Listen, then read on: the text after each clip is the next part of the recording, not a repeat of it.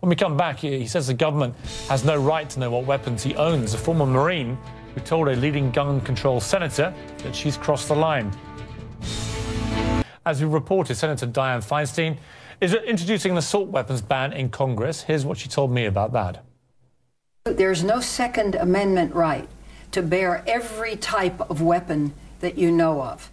These are a certain class of weapons. They are designed to kill large numbers of people in close combat. I don't believe the Second Amendment covers them. Many Americans agree, but many others do not, including my next guest, who's former Marine Joshua Boston, who wrote a scathing letter to Senator Feinstein that went viral on the internet. Welcome to you, Joshua Boston. Thank you, Piers. Just to clarify your credentials, you served in Afghanistan twice and Iraq twice between 2004 and 2011 with the Marines. You're no longer in the military. Thank you for your service, first of all. Some members of my family would have been out there fighting with you in both of Iraq and Afghanistan, and I know what you guys went through. It's very tough. Talk to me about guns and why you felt the need to write to the senator in the way that you did. Senator Feinstein's legislation is essentially stopping us from owning AR-15s. If it passes, once we register these weapons, they won't be transferable to anybody, which means once I get old, if I want to pass my rifles down to my children, I won't be able to, because it'll be registered in my name and the law says it cannot be transferred. Now, to me, that sounds exactly like my family is going to be disarmed down the road. And these weapons, I understand that bad things happen with them. Bad things happen with cars. But the Second Amendment was put there for a reason. And it was put there to prevent things that we don't want happening with our government. I mean, so that's why I wrote the letter. Right, but you use the analogy of the car, as many gun rights people do. You can't pass the car to your child without registration for the child, involving all the various forms you fill in for that and the various permissions you have to get. What's the difference? The car is not specifically mentioned in the Bill of Rights.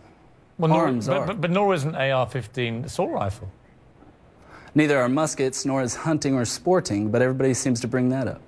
Right, but there are already, as you know, numerous gun control laws in America. It's purely a question of degree. There is. And my question for you is this. You know what these weapons can do better than most. Let me throw to a clip here. This is General Stanley McChrystal, who was one of the commanding officers for the American military in Afghanistan. He was on MSNBC's Morning Joe this morning. He said this. I spent a career carrying typically either an M16 and then later an M4 carbine. And an M4 carbine fires a .223 caliber round, which is 5.56 millimeter, at about 3,000 feet per second. When it hits a human body, the effects are devastating. It's designed to do that. And that's what our soldiers ought to carry. I personally don't think there's any need for that kind of weaponry on the streets, and particularly around the schools in America. Powerful words there from a very high-ranking, recently departed general. I suppose my obvious question for you, Joshua, is this. Why would you want to give one of these killing machines to one of your children anyway? First off, we don't own M4s or M16s. We own AR-15s and different variants of. They're not the same rifle. Right, but you know as well as I do that the AR-15, when it's modified, can perform almost exactly like an M16. I mean, we know that. And we saw with James Holmes, his trial's going on now, that in Aurora, he was able to unload at least 70, possibly more, bullets into a crowded movie theatre in a matter of minutes. We know that. So the difference is almost indistinguishable in terms of firepower at such close range. No, that's not even true. The weapon M4, M16 was designed to engage targets with precision at medium ranges, not for close quarters combat.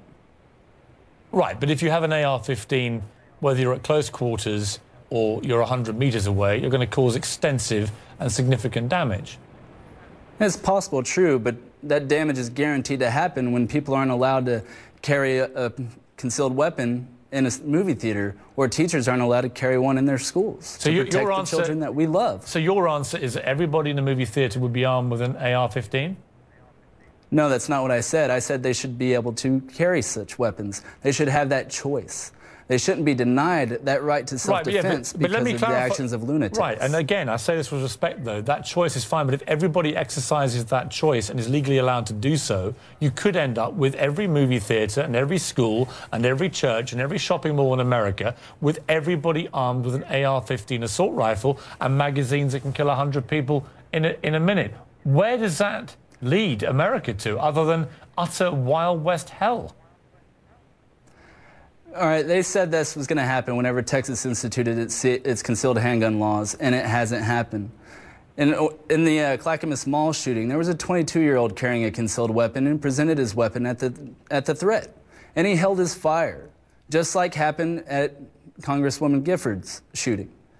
There was a CHL holder there, and he held his fire. The American people aren't as gun-happy and trigger-happy as they're being painted out to be by the media. They are smarter than that. They know when to hold their fire. They know when to fire.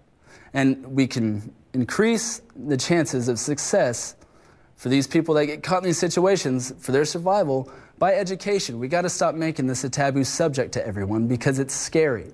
We can't give up our rights because we're afraid.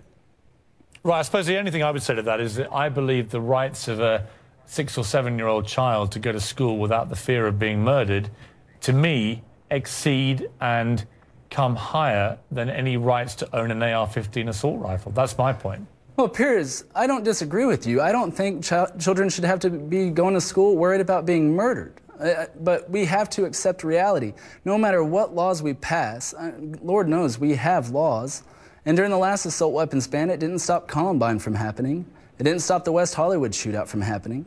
These things happen. There are criminals in our world that we have to contend with. And disarming people and taking the AR-15s out of their homes isn't going to help. There was a lady in Georgia who shot a man 6 times. He laid down, cried, got up, and left. Now imagine if there were multiple attackers. She only had 6 bullets in her pistol. If there were more than one attacker, she could not be alive today. Well, again, I would say that I can totally understand and respect an American's wish to defend themselves in their home against intruders. I get that.